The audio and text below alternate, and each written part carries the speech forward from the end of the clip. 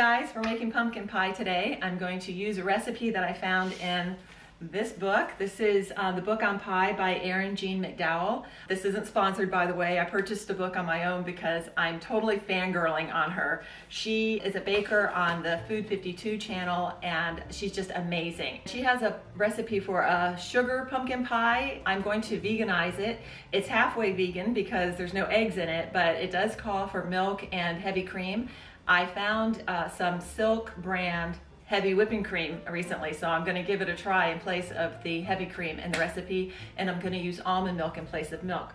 She also has a really great pie crust recipe, and then I'm going to use vegan butter in place of her butter recipe. Okay, so the recipe calls for 150 grams of flour, which I've gone ahead and weighed. Again, with baking, you really do want to use a food scale to make sure that everything is very accurate. With flour especially, depending on the humidity and the brand, all these different things can affect your flour. So measuring it into a cup is sometimes not, well, it just never is as accurate as weighing it. So I need 150 grams of flour, which is a cup and a quarter if you're using measuring cups. And it calls for 113 grams or roughly 1 stick of butter. I'm going to use this Earth Balance vegan butter. You need to cut it up into cubes. I found that the easiest way to do that is just to use my bench scraper.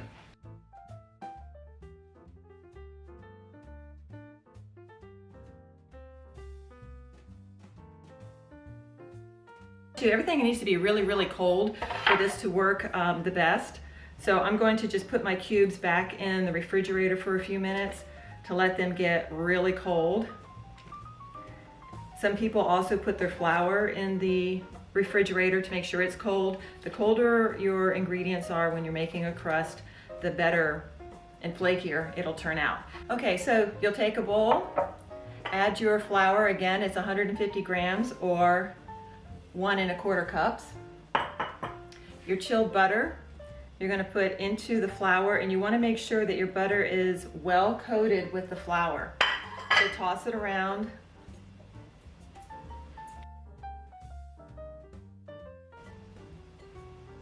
Once you have gotten the butter pieces coated with flour, you're going to pick up each piece of butter and kind of squish it in your fingers and flatten it.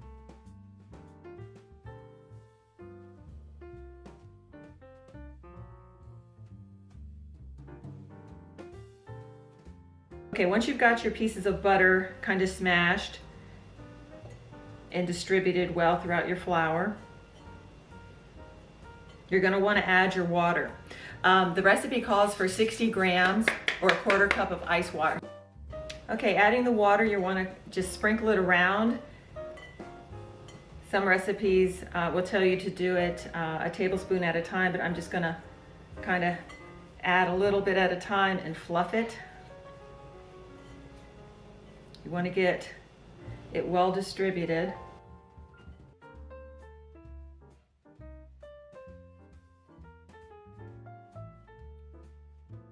Kind of toss it around.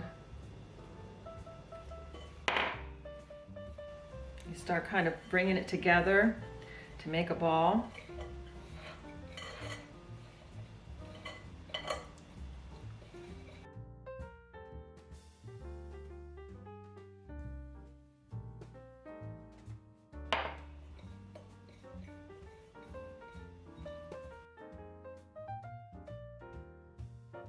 Once your dough is gathered into a ball, flatten it into a disc and wrap it in plastic wrap. The dough needs to rest in the refrigerator for 30 minutes to an hour. You do this so the butter doesn't smush and blend into the flour when you roll it. To roll the dough, flour your surface. I'm using a dough mat that I found online. I'll leave a link in the description box for this one. Sprinkle your rolling surface with flour to help keep it from sticking. You'll also want to flour your rolling pin. You can see the butter pieces in the dough. These butter spots will help create a flaky crust.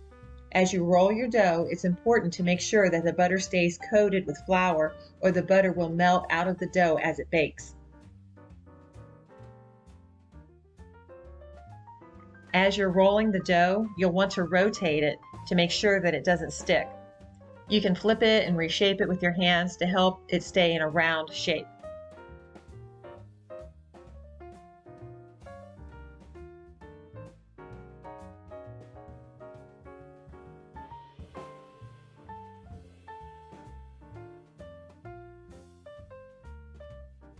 If you notice the dough is sticking, you can use a bench scraper to help lift it so it doesn't tear. If it does tear, you can just pinch the edges together.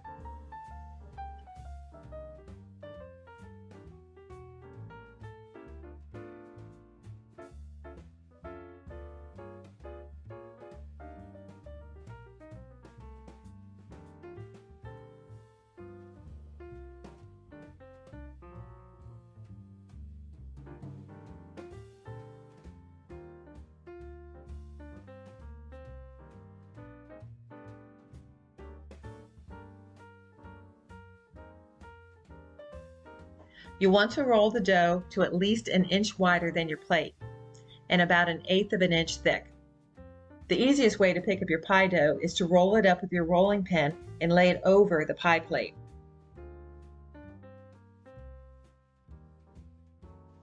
As you're putting the dough into the pie plate, be careful not to stretch the dough. Stretching it can cause the crust to shrink as it bakes. Gently lift the edges of the dough and let it drape into the sides of the plate.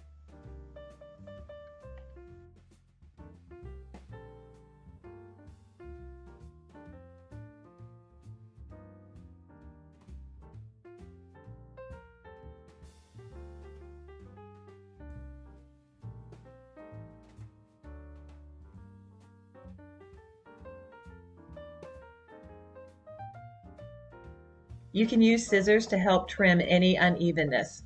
If you have a spot that's too short, you can use the pieces to patch it up.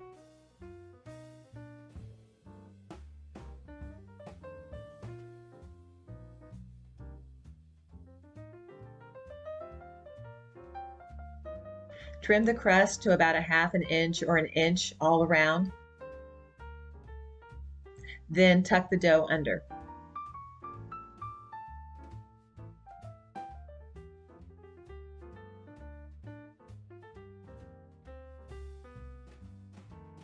Next, you're going to crimp the dough. I like the pinch and twist method, especially with this pie plate. The dips in the plate make spacing the pinches easy and creates an even crimp all around. For a custard pie, like a pumpkin pie, you want to par bake the crust. Doing this helps prevent a soggy bottom. To help keep your crust from bubbling when you par bake it, you'll need to dock it with a fork. That just means you take the fork and poke it around the bottom and up the sides. When you par bake a pie shell, you'll need to fill it with pie weights to help keep your pie dough from sliding down into the bottom of the pan as it bakes. Line your pie dough with a piece of parchment paper. Next, you'll need to fill the pie shell with pie weights. If you don't have pie weights, you can use rice or dried beans or even sugar. I'm using a 3-pound bag of dried pinto beans. Put the pie dough back into the refrigerator to chill for 15 to 30 minutes. You want to give the butter time to firm up again. Preheat your oven to 425 degrees. Place your pie shell on the lowest rack in your oven. If you have a baking stone, put that in the oven to preheat as well. The baking stone helps the bottom of the crust brown. Bake the pie crust for 15 to 17 minutes. Then carefully remove the pie weights. Don't be tempted to cut the parchment paper into a circle to fit your plate, because the long pointy edges will help you lift the hot beans out of the baked shell. Place the empty shell back into the oven to bake for another 2 to 3 minutes until the shell looks set and is very lightly browned. Then you're going to let it cool completely. Next, you'll make the filling.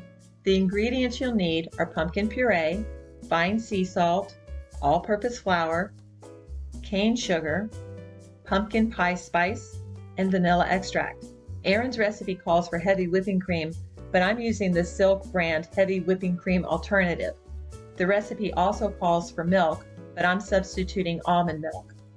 Finally, you'll need dark brown sugar. Into a bowl, add 1/2 cup or 60 grams of flour, 1/2 cup or 99 grams of sugar, 2 teaspoons or 6 grams of pumpkin pie spice, or to taste. I like my pumpkin pie a little bit spicy, so I increase this to 1 tablespoon. Mix this up and add 1/2 cup or 106 grams of dark brown sugar. Stir this well to break up any lumps of sugar.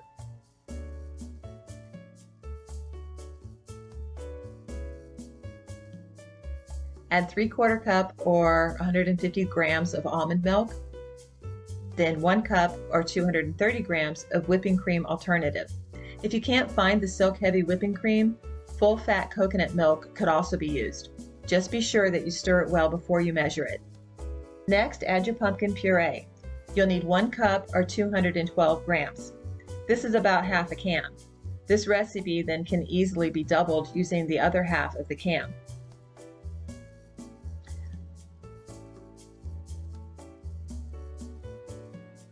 Finally, you'll add a half a teaspoon or 2 grams of fine sea salt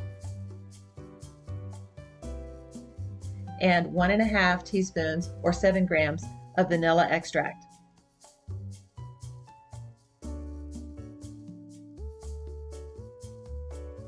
When mixing, you want to stir gently so you don't create a lot of bubbles. The smoother your batter, the less chance of having bubbles bake into the surface of your pie. Place your cooled pie shell on a parchment-lined baking sheet, then carefully pour the pumpkin mixture into the shell. Place the pie on the bottom rack of your oven and bake at 375 degrees until the edges of the filling are set but the center is still jiggly, about 30 minutes. Cool completely at room temperature, then chill for at least 2 hours before serving. Couldn't wait to try the pie. I was supposed to let it chill in the refrigerator for a little bit to help it set up, but I was dying to give it a try. Crust is just amazing. You gotta try it, guys.